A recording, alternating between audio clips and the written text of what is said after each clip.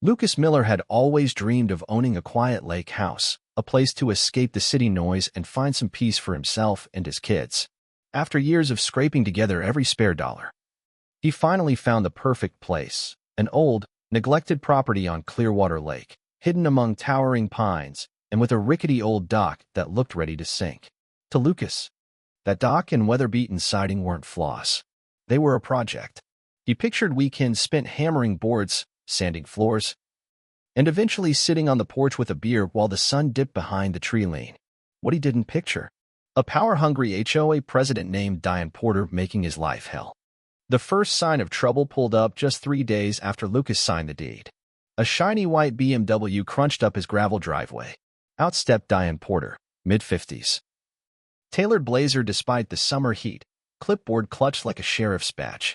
2 people trailed her, one with a folder, the other with a measuring wheel. Lucas was on the porch, sweating in a paint-splattered t-shirt. He didn't even get a hello before Diane spoke. "Mr. Miller, I presume?" Her tone made it sound like an accusation. She stuck out her manicured hand as if expecting him to kiss it. He shook it, confused. "Lucas, can I help you?"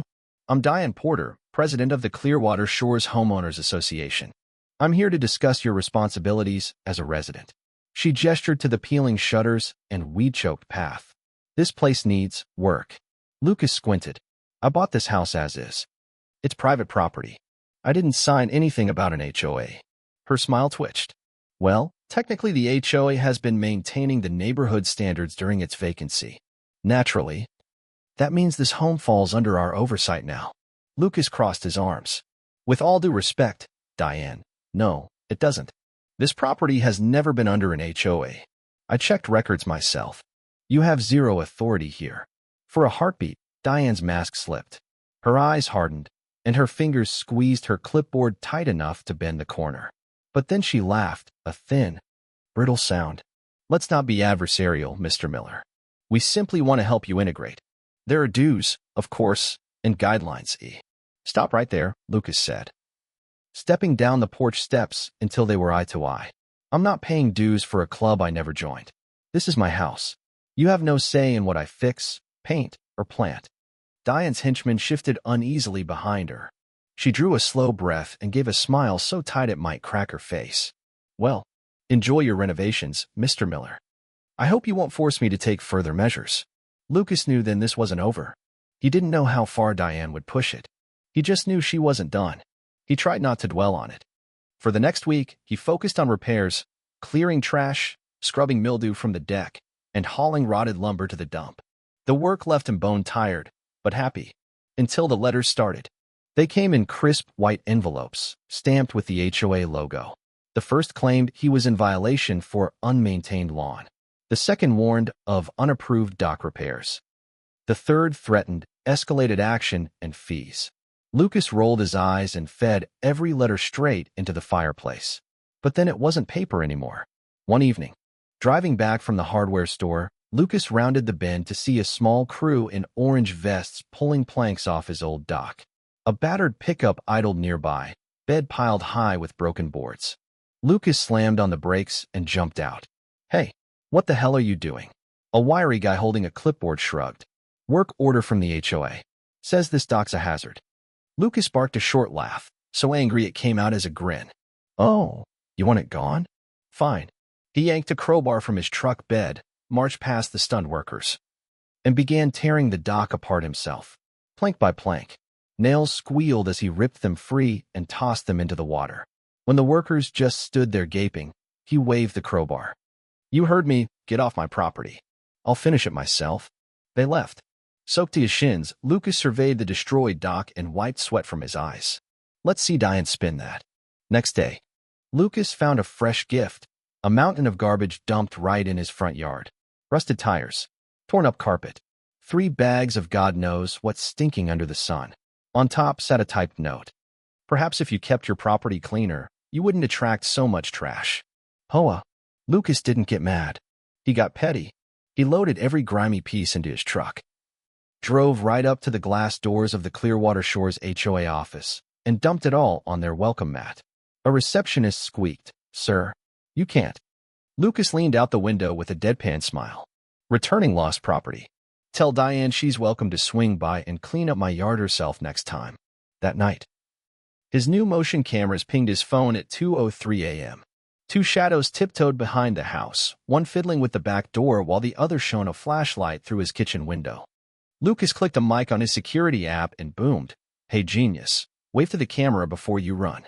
They did run. One tripped over his tool bucket and face-planted so hard Lucas had to rewatch it 5 times, laughing harder each time. A week later, Lucas found a fat packet zip-tied to his mailbox. Final notice, multiple violations, legal action pending. The pages rattled in the wind as he flipped through them. Unauthorized fence modifications. He had no fence. Unapproved landscaping. His yard was mud and gravel. And a demand for $2,500 in back dues. His phone buzzed. Unknown caller. "Mr. Miller," Diane purred when he answered. "I see you got our notice." Lucas let a beat of silence stretch before answering. "Oh, the stack of junk mail tied to my mailbox? Yeah, thanks for the comedy." Her voice turned silkier. "You're making this so difficult. A good neighbor would understand the value of harmony. You wouldn't want anything to happen to your lovely new home, would you?"